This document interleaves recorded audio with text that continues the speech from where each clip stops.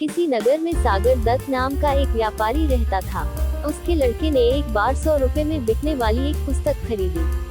उस पुस्तक में केवल एक श्लोक लिखा था, जो वस्तु जिसको मिलने वाली होती है वो उसे अवश्य मिलती है। उस वस्तु की प्राप्ति को विधाता भी नहीं रोक सकता। अतएव मैं किसी वस्तु के विनष्ट हो जाने पर न दुखी होता हूँ और न किसी वस्तु के अनायास मिल जाने पर आश्चर्य ही करता हूँ, क्योंकि जो वस्तु दूसरों को मिलने वाली होगी वह हमें नहीं मिल सकती और जो हमें मिलने वाली है वह दूसरों को नहीं मिल सकती। उस पुस्तक को देखकर सागर दत्त ने अपने पुत्र से पूछा, तुमने इस पुस्तक को कितने में खरीदा है? पुत्र ने उत्तर दिया, 100 रुपए में। अपने पुत्र से पुस्तक का मूल्य जानकर सागर दत्त कुपित हो गया। वह क्रोध से बोला, अरे मूर्ख, जब तुम लिखे हुए एक श्लोक को 100 रुपए में खरीदते हो तो तुम अपनी बुद्धि से क्या धन कमाओगे? तुम जैसे मूर्ख को मैं अब अपने घर में नहीं रखूंगा। सागर दत्त का पुत्र अपमानित होकर घर से निकल पड़ा। वह एक नगर में पहुंचा। लोग जब उसका नाम पूछते तो वह अपना नाम प्राप्तव्य अर्थ ही बतलाता। इस प्रकार वह प्राप्तव्य अर्थ के नाम से पहचाना जाने लगा। कुछ दिनों बाद नगर में एक उत्सव मनाया गया। नगर की राजकुमारी चंद्रावती अपनी सहेली के साथ उत्सव की शोभा देखने निकली। इस प्रकार जब वह नगर का भ्रमण कर रही थी तो किसी देश का राजकुमार उसकी दृष्टि में आ गया। वह उस पर मुग्ध हो गई और अपनी सहेली से बोली, सखी, जिस प्रकार भी हो सके इस राजकुमार से मेरा समागम कराने का प्रयास करो। राजकुमारी की सहेली तत्काल उस राजकुमार के पास पहुंची और उससे बोली, मुझे राजकुमारी चंद्रावती ने आपके पास भेजा है। उनका कहना है कि आपको देखकर उनकी दशा बहुत शोचनीय हो गई है। आप तुरंत उनके पास न गए तो मरने के अतिरिक्त उनके लिए अन्य कोई मार्ग नहीं रह जाएगा। इस पर उस राजपुत्र ने कहा, यदि ऐसा है तो बताओ कि मैं उनके पास किस समय और किस प्रकार पहुंच सकता हूं। राजकुमारी की सहेली बोली, रात्रि के समय उसके शयन कक्ष में चमड़े की एक मजबूत रस्सी लटकी हुई मिलेगी, आप उस पर चढ़कर राजकुमारी के कक्ष में पहुंच जाना। इतना बताकर राजकुमारी की सहेली तो वापस लौट गई और राजकुमार रात्रि के आगमन की प्रतीक्षा करने लगा। किंतु रात हो जाने पर कुछ सोचकर उस राजपुत्र ने राजकुमारी के कक्ष में जाना एकाएक स्थगित कर दिया। संयोग की बात है कि व्यापारी पुत्र प्राप्य अर्थ घर से ही निकल रहा था। उसने रस्सी लटकी देखी तो वह उस पर चढ़कर राजकुमारी के कक्ष में पहुंच गया।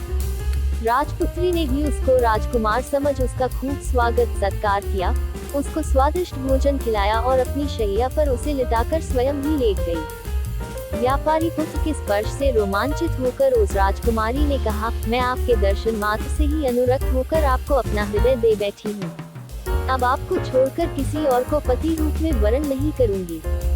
व्यापारी पुत्र कुछ नहीं बोला, वह शांत पड़ा रहा। इस पर राजकुमारी ने कहा, आप मुझसे बोल क्यों नहीं रहे हैं, क्या बात है? तब व्यापारी पुत्र बोला, मनुष्य प्राप्त वस्तु को प्राप्त कर ही लेता है। ये सुनकर राजपुत्री को संदेह हो गया। उसने तत्काल उसे अपने शयन कक्ष से बाहर भगा दिया। व्यापारी पुत्र वहां से निकलकर एक जीर्ण मंदिर में विश्राम करने चला गया। संयोग की बात है कि नगर रक्षक अपनी प्रेमिका से मिलने उसी मंदिर में आया हुआ था। उसे देखकर उसने पूछा, आप कौन हैं? व्यापारी पुत्र बोला, मनुष्य अपने प्राप्तव्य अर्थ को ही प्राप्त करता है। नगर रक्षक बोला, ये तो निर्जन स्थान है, आप मेरे स्थान पर जाकर सो जाए। व्यापारी पुत्र ने उसकी बात को स्वीकार तो कर लिया, किंतु अर्धनिद्रित होने के कारण भूल से वह उस स्थान पर न जाकर किसी अन्य स्थान पर जा पहुंचा। उस नगर रक्षक की कन्या विनयवती भी किसी पुरुष के प्रेम में फंसी हुई थी। उसने उस स्थान पर आने का अपने प्रेमी को संकेत दिया हुआ था, जहाँ की प्राप्य अर्थ पहुँच गया था। विनयवती वहाँ सोई हुई थी। उसको आते देखकर विनयवती ने यही समझा कि उसका प्रेमी आ गया है। वह प्रसन्न होकर उसका स्वागत सत्कार करने लगी। जब वह व्यापारी पुत्र के साथ अपनी शैया पर सोई तो उसने पूछा, क्या बात है, आप अभी मुझसे निश्चिंत होकर बातचीत नहीं कर रहे हैं? व्यापारी पुत्र ने वही वाक्य दोहरा दिया, मनुष्य अपने प्राप्तव्य अर्थ को ही प्राप्त करता है। विनयवती समझ गई कि बिना विचारे करने का उसको यह फल मिल रहा है। उसने तुरंत उस व्यापारी पुत्र को घर से बाहर जाने का रास्ता दिखा दिया। व्यापारी पुत्र एक बार फिर सड़क पर आ गया। तभी उसे सामने से आती एक बारात दिखाई दी। वह कीर्ति नामक वर बड़ी धूमधाम से अपनी बारात लेकर जा रहा था। वह भी उस बारात में शामिल होकर उनके साथ साथ चलने लगा।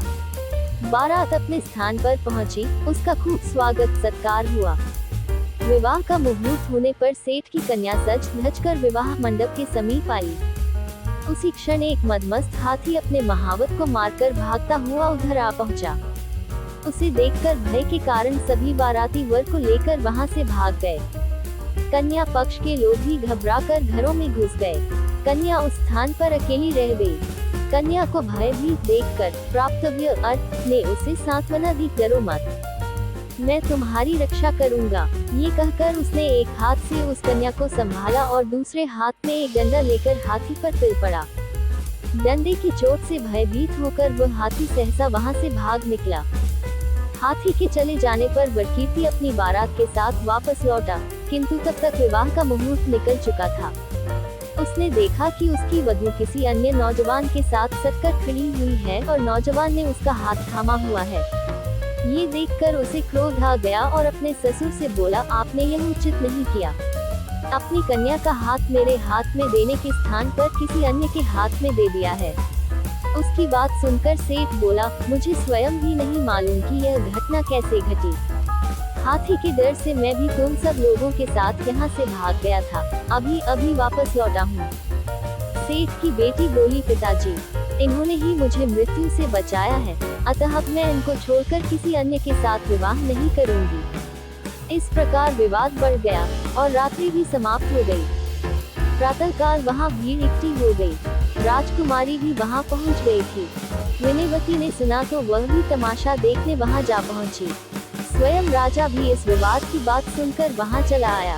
उसने व्यापारी पुत्र से कहा, युवक, तुम निश्चिंत होकर सारी घटना का विवरण मुझे सुनाओ। व्यापारी पुत्र ने उत्तर में यही कहा, मनुष्य प्राप्तव्य अर्थ को ही प्राप्त करता है।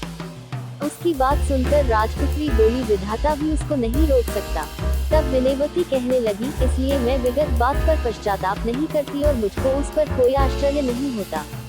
ये सुनकर विवाह मंडप में आई सेठ की कन्या बोली, जो वस्तु मेरी है वह दूसरों की नहीं हो सकती। राजा के लिए ये सब पहेली बन गया था। उसने सब कन्याओं से पृथक पृथक सारी बात सुनी और जब वह आश्वस्त हो गया तो उसने सबको अभयदान दिया। उसने अपनी कन्या को संपूर्ण अलंकारों से युक्त करके 1000 ग्रामों के साथ अत्यंत आदर पूर्वक प्राप्तव्य अर्थ को समर्पित कर दिया।